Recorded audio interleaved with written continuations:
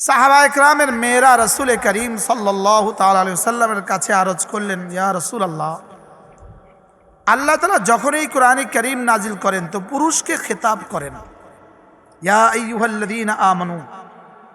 যতবার বলেছেন তো পুরুষকেই খেতাব করে বলেন। আমাদেরকে মেয়েদেরকে তো কখনোই একটু আদর করে কিছু বললেন না, আমাদেরকে বলেন নাই, শুধু মহিলা পুরুষের অধীনে আমাদেরকে বলেছেন। লেকিন মুস্তাকিল আমাদের জন্য আল্লাহ তাআলা কোনো আয়াত নাজিল করেন নাই। এই সাহাবা একরামের মেয়েদের এই আবদারের প্রেক্ষিতে রব্বে করিম এই আয়াতে করিমা নাজিল করেন। নাজিল করো তো আল্লাহ তাআলা বলেন, শুনো দুনিয়ার মানুষ, পৃথিবীতে যত মানুষ ছিল, যত মানুষ আছে, যত মানুষ আসবে, যত নারী আছে, যত পুরুষ আছে, যারা 10 গুণে গুণী হবে, আমি আমার মাগফিরাতের পুরো ক্ষমতাটা তাদের জন্যই রেখে দিয়েছি। আমি গাফের এই 10 গুণে গুণী মানুষগুলোর জন্য, আমি গাফফার এই 10 গুণে গুণী মানুষগুলোর জন্য, আমি গাফুর এই 10 গুণে গুণী মানুষগুলোর জন্য। কয় গুণী গুণী মানুষ? আমার একটা বই আছে, মুস্তাকিল বই, 10 গুণে গুণী যারা, 10 গুণে গুণী, এই হলো আমার বইয়ের নাম। তো আল্লাহ তাআলা বলেন এই আয়াতে কারিমা, কয় গুণে গুণী? নারী পুরুষ 2 দল। কয় দল? আমি আগে পড়ি, আপনারা একটু শোনেন, গণেন গণেন, আপনারা একটু গণেন। ইন্নাল মুসলিমিনা ওয়াল মুসলিমাত ওয়াল মুমিনিনা ওয়াল মুমিনাত ওয়াল কানিতিনা ওয়াল কানিতাত ওয়াস সাদিকিনা ওয়াস সাদিকাত ওয়াস সাবিরিনা ওয়াস সাবিরাত ওয়াল খাশিঈনা ওয়াল খাশিআত ওয়াল মুতাসাদ্দিকিনা ওয়াল মুতাসাদ্দিকাত والصائمين والصائمات والحافظين فروجهم والحافظات والذاكرين الله كثيرا والذاكرات। কয় গুণী গুণী? এবার আমি এক টানে আপনাদেরকে আগে শব্দগুলো শুনাই। মুসলমান নারী, মুসলমান পুরুষ, বলেন মুসলমান পুরুষ, মুসলমান নারী, मोमिन पुरुष, मोमिन नारी, लंबा लंबा नमाज पढ़ने वाला पुरुष, लंबा लंबा नमाज पढ़ने वाली महिला, सत्यवादी पुरुष, सत्यवादिनी महिला, सबरकारी पुरुष, सबरकारिनी महिला, विनয়ের সাথে नमाज पढ़ने वाला पुरुष, विनয়ের সাথে नमाज पढ़ने वाली महिला। এবার বলেন सदाका करने वाला पुरुष, सदाका करने वाली महिला।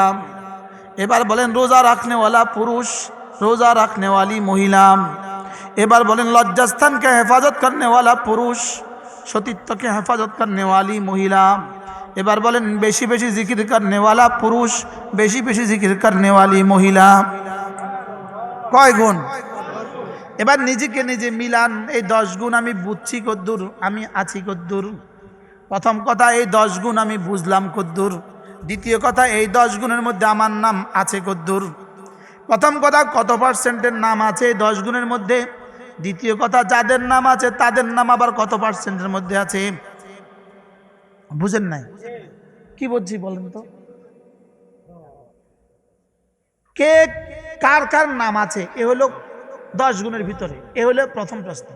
দ্বিতীয় প্রশ্ন, যাদের নাম আছে তাদের মধ্যে কত ভাগের মধ্যে নাম আছে? বুঝেন না? কত পার্সেন্ট আছে? যেমন নাম আছে খালেদ, এখন ইসলাম কত পার্সেন্ট আছে? নাম আছে খালেদা, আবার নাম করলে আবার বিপদ। এই নাম কায়া পড়লো? অন্য এক নাম বলেন, সরি, রাশেদা, ও সুমাইয়া, সুমাইয়া, আচ্ছা, যেমন ধরেন সুমাইয়ার নাম তো আছে, লেকিন এখন এর মধ্যে কত পার্সেন্ট আছে? কি ভাই, তাহলে আমরা কয় গুণ আলোচনা করবো ইনশাআল্লাহ। 1 নাম্বার মুসলমান পুরুষ, মুসলমান মহিলা, বলেন প্রশ্ন। 2 নাম্বার মোমেন পুরুষ, মোমেন মহিলা। মজার বিষয় হলো আগে ইসলাম বলেছেন পরে ইমান বলেছেন, অথচ বলা উচিত ছিল আগে ইমান পরে ইসলাম। লেকিন রব বলেছেন কি আগে ইসলাম পরে ইমান। এটা কেন বললেন? এটা এজন্য বললেন, ইমান আর ইসলামের মধ্যে একটুখানি পার্থক্য আছে। ইমান হলো ভিতরেরটা, ইসলাম হলো বাইরেরটা। বাইরেরটা দেখা যায়, এজন্য এটা আগে। সুবহানাল্লাহ। বাইরেটা কি এজন্য এটা রব আগে বলেছেন, দেখতে দেখো কিনা মুসলমান, 2 নম্বর আসলে দেখো কিনা মুমিন। তাহলে ইসলাম আর ইমানের মধ্যে পার্থক্য হলো শিকড় আর গাছের মধ্যে যে পার্থক্য। শিকড় আর গাছের মধ্যে যে পার্থক্য, শিকড়টা হলো ইমান, গাছটা হলো ইসলাম। সুবহানাল্লাহ বলে না? বলেন শিকড়টা হলো কি আর গাছটা হলো কি? আর নামাজ রোজা হজ যাকাত হলো শাখা।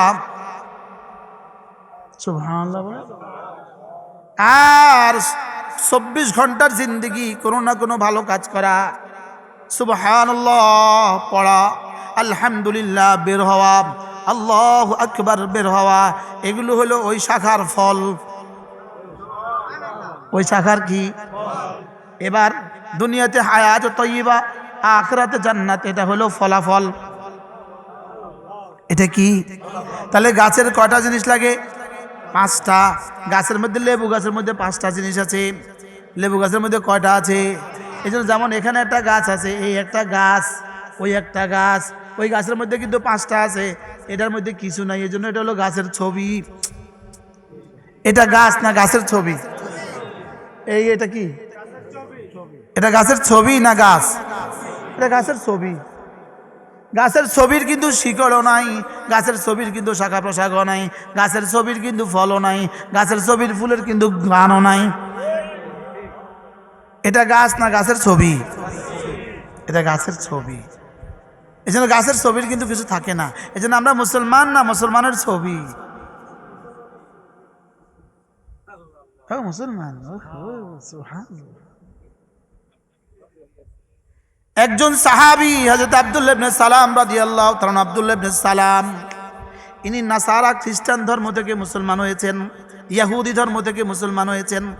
ইনি যেদিন মুসলমান হয়েছেন, আল্লাহর নবী সেদিন ঘোষণা দিয়ে দিয়েছেন, সালাসাতুল লাহুম আজরান, 3 দল মানুষের জন্য ডবল সওয়াবের ব্যবস্থা। তার মধ্যে একজন আব্দুল্লাহ, তোমার মতো মানুষগুলো, রাজুলুন আমানা বিনাবিহি সুম্মা আমানা বি, যে তার নবীর উপরও ঈমান এনেছে, আমার উপরও ঈমান এনেছে, তার জন্য ডবল পুরস্কার। কিন্তু এই আব্দুল্লাহ ইবনে সালাম একটা কাজ করেন না, ওটের গোশত খান না। বলেন কি বলছে?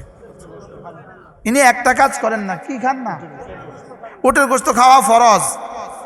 বলেন না, ফরজ, ওয়াজিব, সুন্নতে মুআক্কাদা, মুস্তাহাব, নফল,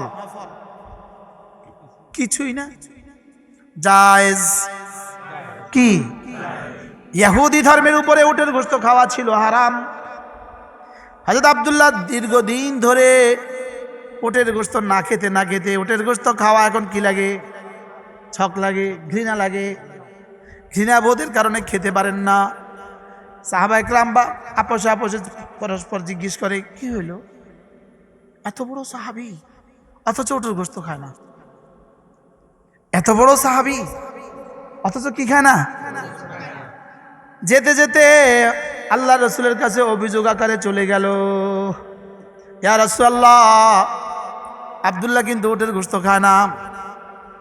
ইহুদি কমবক্ত মালাউন নেতানিয়াহু কিন্তু উটের গোশত খায় না। যেভাবে 5ই আগস্ট একজনের এক জালেমার শেষ পরিণতি হয়েছে, ঠিক এভাবেই নেতানিয়াহুর আরেকটা পরিণতির জন্য পৃথিবী অপেক্ষা করছে। আর সেদিন আসবেই আসবে।